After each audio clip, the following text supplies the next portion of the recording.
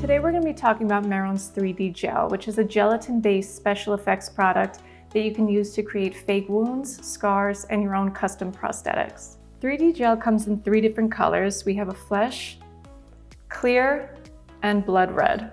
A lot of the questions that we get asked are how to use 3D gel. So as you can see, this comes in a solid form. So it's really helpful to be doing this in your kitchen where you have access to a microwave or your stovetop.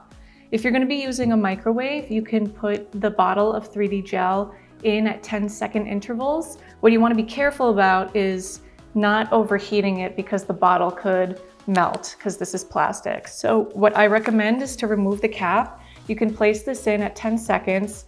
If half of it is liquid and the other half is solid, you could put it in for another 5 seconds, but check it. Once everything is liquid, you can shake the bottle up and then begin to use it. If you're using the stovetop, you can boil a small pot of boiling water and place the bottle right inside of it. So I like to fill it up to the bottom of the cap here and just wait until everything's liquid. So I just heated this bottle up for about 10 seconds in the microwave with the cap off. So I just want to show you the consistency. You can see this is now really liquidy. And what I recommend is taking your bottle and pouring it into a little shallow container like this.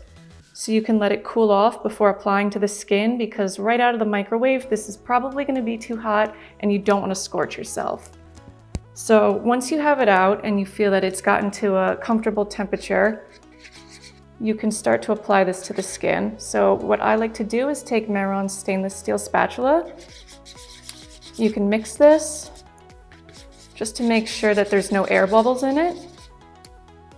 And then you can start applying right to the skin. So what I'm going to do is just kind of create a fake scar, a risen scar.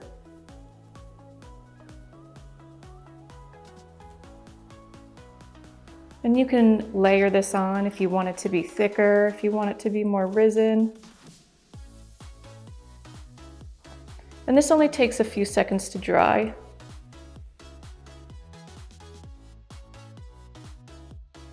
So you can see that this is pretty sticky and we want to get rid of that sticky texture. So we're going to take Mehron's color set powder and Mehron's fan brush here and just get a little bit onto our brush and put this right over the 3D gel.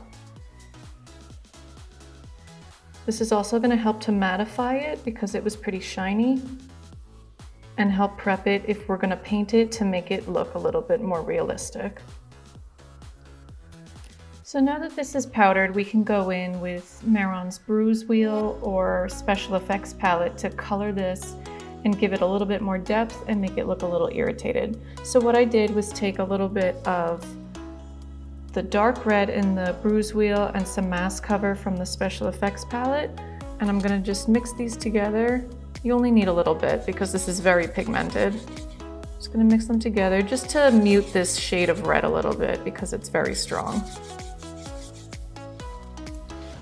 Now I'm going to go in kind of a stippling motion just to create a little bit of redness and irritation, and then we're going to buff this out so it looks more realistic.